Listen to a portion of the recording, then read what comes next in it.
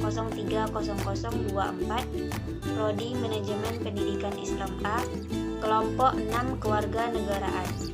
Saya akan menjelaskan pengertian hak asasi manusia atau HAM dengan dosen pembimbing Ibu Wahyuli Liuzan, SE MPD. A. Hak asasi manusia atau HAM. Membicarakan hak asasi manusia atau HAM berarti kita sedang membicarakan dimensi kehidupan manusia. HAM ada bukan karena diberikan oleh masyarakat dan kebaikan dari negara, melainkan berdasarkan martabatnya sebagai manusia. Hal yang penting saat konsepsi HAM telah berkembang dan menjadi objek kajian yang menarik. Sebelum memasuki pengertian HAM secara menyeluruh, terlebih dahulu kita akan mengetahui apa itu hak asasi dan manusia. Hak asasi berasal dari bahasa Arab, sedangkan manusia berasal dari bahasa Indonesia.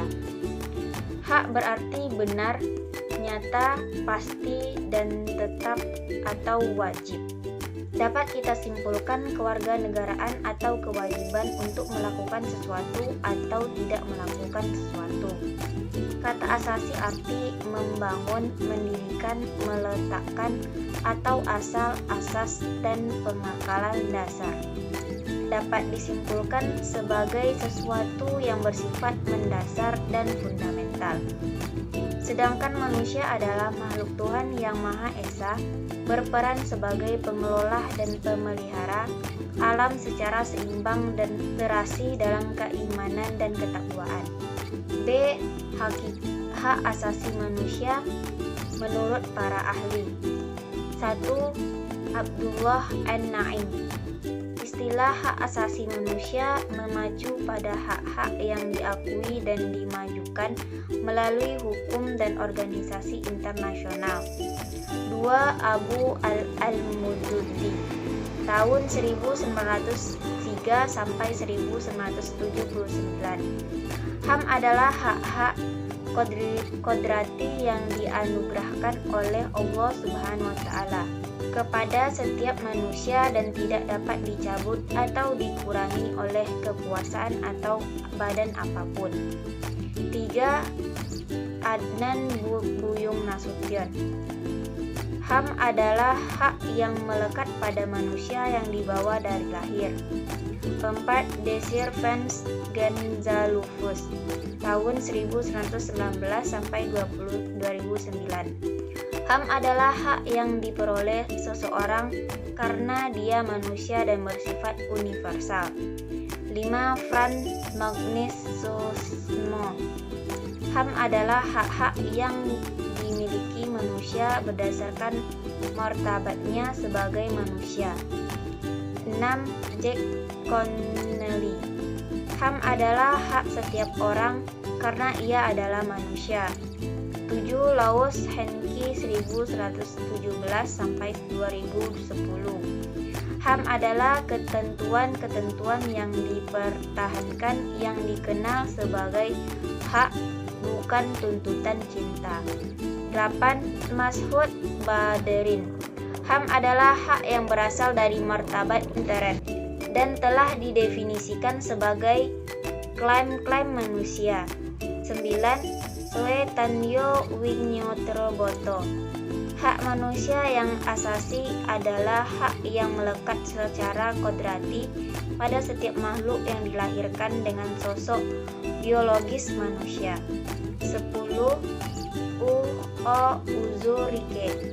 HAM adalah serangkaian kalimat yang tampak kecuali didukung oleh etika dan sistematisnya didukung oleh hukum dan diajukan kepada masyarakat.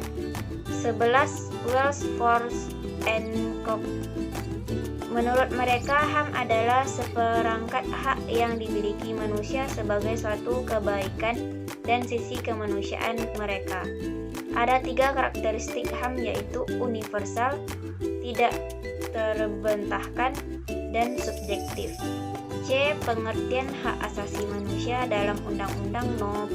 39 tahun 1999. Hak asasi manusia adalah seperangkat hak yang melekat pada hakikat dan keberadaan manusia sebagai makhluk Tuhan yang Maha Esa dan merupakan anugerahnya yang wajib dihormati, dijunjung tinggi, dan dilindungi oleh negara hukum, pemerintahan, dan setiap orang demi kehormatan serta perlindungan harkat dan martabat manusia. Dari penjelasan di atas dapat kita simpulkan bahwa hak asasi manusia atau HAM meliputi hak hidup, hak berkeluarga, hak mengembangkan diri, hak keadilan, hak kemerdekaan, hak komunikasi, hak keamanan, dan hak kesejahteraan yang tidak boleh dihapus dan dirampas atau diabaikan oleh siapapun. HAM dalam Pancasila kita juga mengetahui bahwa kehidupan manusia tidak terlepas dengan Tuhan, sesama manusia, dan dengan lingkungannya.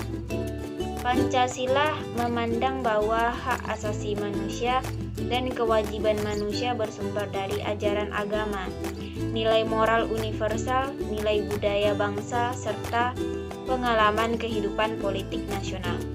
Saat di bangku SMA, saya menemukan pengertian hak asasi diberikan oleh Tuhan kepada manusia seperti halnya hak untuk hidup. Hal ini bisa didapat karena Tuhan memberikan kita kesempatan untuk lahir di dunia ini. Ini jika hak bertitik pada Tuhan.